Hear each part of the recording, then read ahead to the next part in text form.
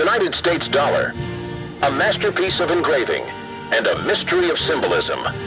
Look closely at the Great Seal. Behind the green ink, a new order is being born. Are we witnessing the birth of a nation?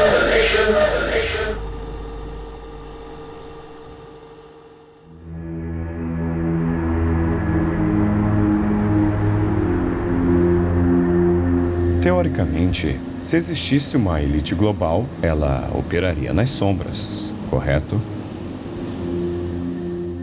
Pelo menos é isso que imaginamos.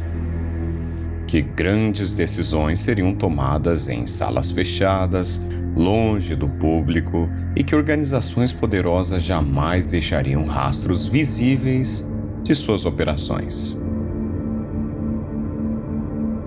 Mas e se a lógica fosse exatamente o oposto? E se algo assim não precisasse se esconder, e se estivesse exposto diariamente diante de nossos olhos? E se o verdadeiro segredo não fosse a ocultação, mas sim a normalização? Porque esconder gera curiosidade, o proibido atrai investigação, mas o que é comum, o que é cotidiano, o que passa de mão em mão milhões de vezes por dia, isso ninguém questiona. Porque pense comigo, qual o objeto mais distribuído de uma nação? O que circula entre ricos e pobres, passa por fronteiras, atravessa continentes, muda de mão milhões de vezes por dia. É claro que é o dinheiro, e especificamente a nota de $1. Um pedaço de papel aparentemente comum, verde, gasto, banal, mas que carrega um dos símbolos mais discutidos da história moderna.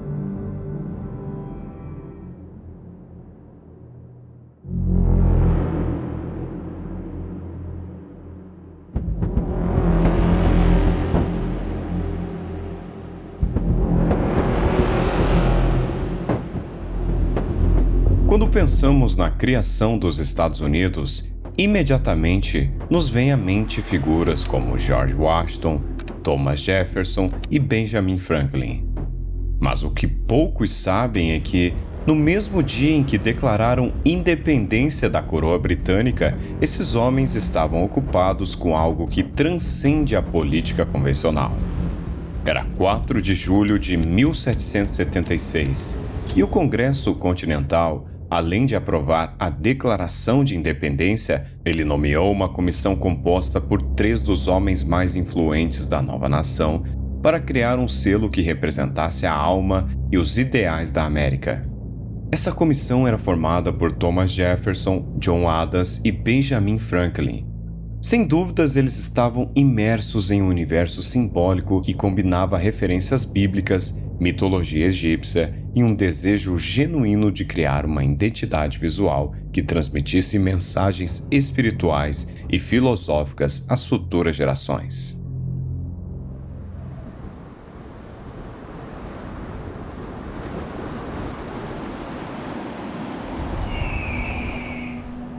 Mas agora vejamos a águia num ar mais conspiratório.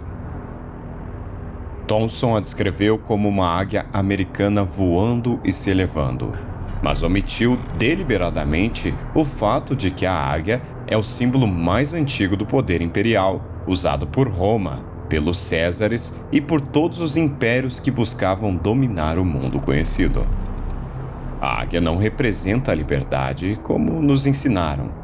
Representa o domínio, a soberania, o controle absoluto sobre territórios e povos. E esta águia específica, a que repousa no centro do grande selo, não está simplesmente voando, está pairando, vigilante, pronta para atacar. Sua cabeça está erguida e seu bico está aberto. Suas asas estão estendidas em toda a sua envergadura, cobrindo simbolicamente todo o território que pretende dominar. Observem agora as garras. Na esquerda, 13 flechas. Na direita, um ramo de oliveira com 13 folhas. Os manuais de história dizem que isso representa o equilíbrio entre guerra e paz. Mas segundo teorias da conspiração, a verdade é muito mais sinistra. Na linguagem da simbologia oculta, a mão esquerda representa o caminho da esquerda, o caminho das trevas, o poder obtido através da força e da dominação. A mão direita representa o caminho da direita, o caminho da luz, da paz obtida através da submissão. Ao colocar as flechas na esquerda e o ramo na direita, os criadores do selo estavam declarando que os Estados Unidos dominariam o mundo através de ambos os caminhos, que usariam a guerra e a paz como ferramentas intercambiáveis na busca por um único objetivo: o domínio total.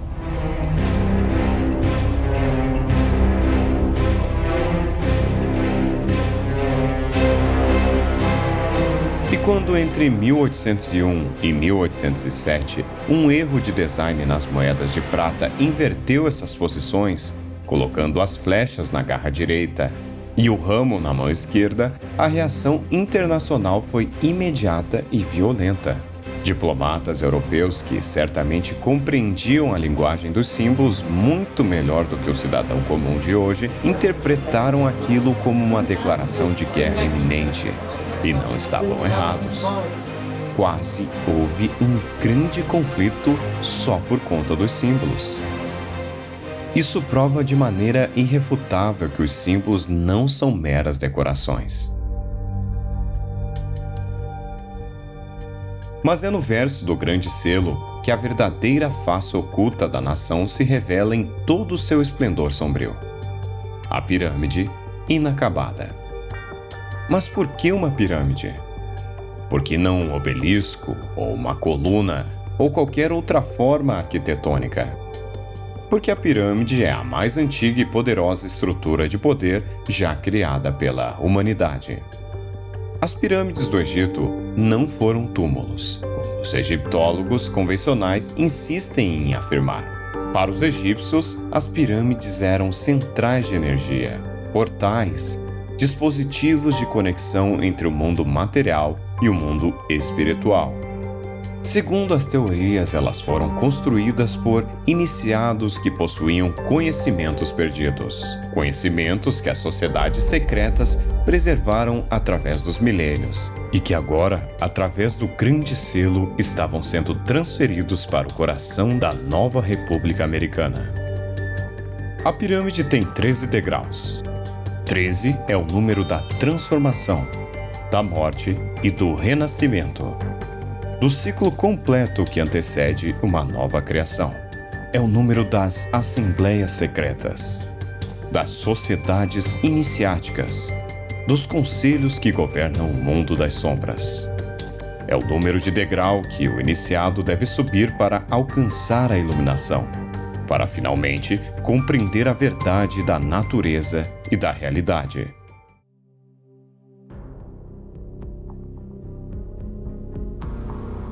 E no topo dessa pirâmide, de 13 degraus, onde deveria estar a pedra final que completaria a estrutura, onde deveria estar o ápice que unificaria toda a construção, não há nada. A pirâmide está inacabada. Mas veja bem, intencionalmente inacabada. Por que a obra não está completa? A resposta é simples. Porque a nova ordem mundial, o Novus Ordem Seclorum, ainda não foi totalmente implantado. Porque o trabalho continua através dos séculos, através das gerações, através dos governos que passam e das administrações que se sucedem, sempre avançando em direção ao objetivo final.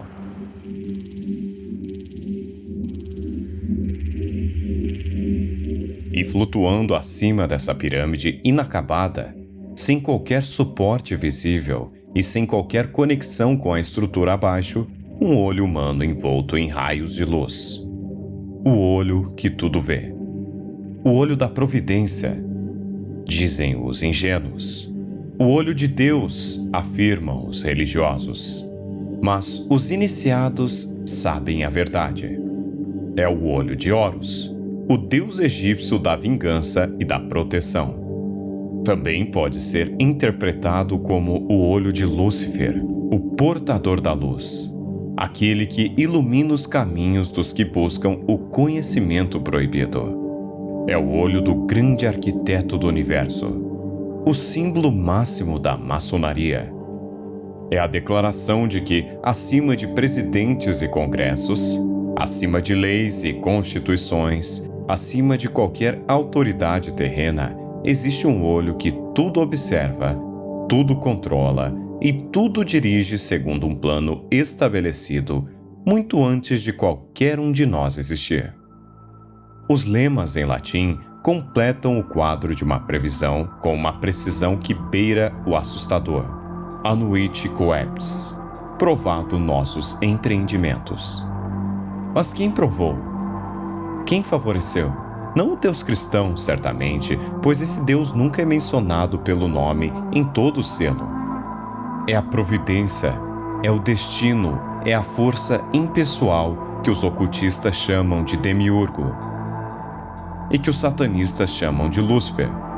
É essa força que olha de cima, através daquele olho flutuante, e aprova o que está sendo construído lá embaixo.